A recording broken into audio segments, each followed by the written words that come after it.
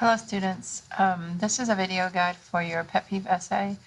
I have added a graphic organizer to the folder that I think will be very helpful. So I just wanted to show it to you real quickly and feel free to use it. Now you don't have to use it, but it might help you sketch out the essay. Okay, it is called the Pet Peeve Shaping. And so what I did, I took the public grooming sample or example and I annotated it and marked all the little parts to it. So I marked where the writer had an example and when she had a definition and when she had cause and effect and solutions. And so I used her structure and put it on this graphic organizer. Now I've modified it just a bit because she didn't have to do research for her New York Times post, but you have to do a little bit of research for your pet peeve essay. And so right here, if you even wanted to, like if I had to write this essay, I would quickly just fill in the right-hand column with some of this information. So for example, you need the hook and it says to create a metaphor, simile, personal anecdote, something unique and interesting and inviting to get your reader to read your paper. Again, you can look at the public grooming example, or you can look at any other New York Times post that we read as guidance, okay, or inspiration. Then you would have your background information about your topic. This would be the best place to add your research. You can make it feel more natural if you put it here in the introduction and the background information where you're talking about why it's important that we discuss littering or childhood manners, I should say, or bad driving. Okay, so that would go here, and then you would have your thesis statement at the bottom. And so once you've done that, you have a beautifully organized introductory paragraph or two. Then what a lot of the posts did, they told a story. And I put this on here because it's really important that you have transitions, that your paper has, it's cohesive and fluid, and so it doesn't feel choppy. And there's two ways to make a paper fluid and cohesive. Transitions is one way, and then varying your sentence beginnings is another way. And so try to add a transition. Here's some. You can look in the writing folder, and there's a whole page of transitional phrases that you use to add information. So have your transition and tell your story. Now I put this here because a lot of the personal anecdotes that I've been reading either in the last essay or in the blog post or the discussion board, they're a little vague. They're very just a snippet of the story, very little information. And so these questions might help you or inspire you to develop your anecdote a little bit better. One suggestion is, like, let's say you're writing about bad store behavior.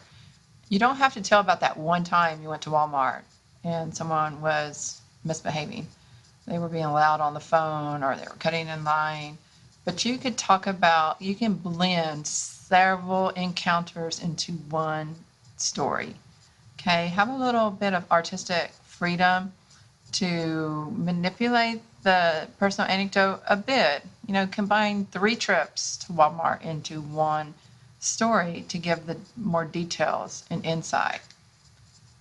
So once you have your story or your personal anecdote here, then you would talk about, you would show your thoughts or your analysis and why do you think somebody's acting the way they're acting. Maybe they are in a hurry. Maybe they're just not paying attention. They're on their phone. They don't know store etiquette or line etiquette. You know, maybe that's a case of ignorance. Who knows?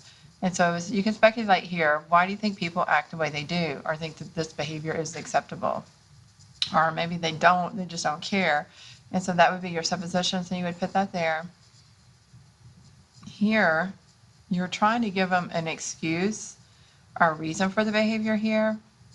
In this next little box, you counter it, you refute it and say, it's still bad behavior. It still should not be acceptable, and you explain why. Okay, strong arguments prevent opposing sides, and they either agree to a certain extent. They concede that it's okay to act like that in certain situations, or they refute and they say, no, that's bad, inconsiderate, disruptive behavior. Okay, and then you just kind of fill in the boxes. What are the effects? Use one of these. Because of her disregard for the other people in the store, comma, explain the effects, and then offer some solutions. And these little boxes right here are just kind of repeated. Okay, you tell another story, another personal anecdote, talk about the reasons behind it, why is that behavior still bad, and some solutions. And you just repeat until you've finished your essay. Now, the way you conclude is down here. You return to the beginning. Okay, and just like that, I love that public grooming one because it has everything that you need for an essay. She opens with the Miss Dental Hygiene. She gives her a cute little name. When she writes the dialogue that the two ladies have, her verbs are beautiful. She doesn't say said, she says bellowed or chided. And so by using a certain verb, she's creating a tone. Okay, and we can feel the tension.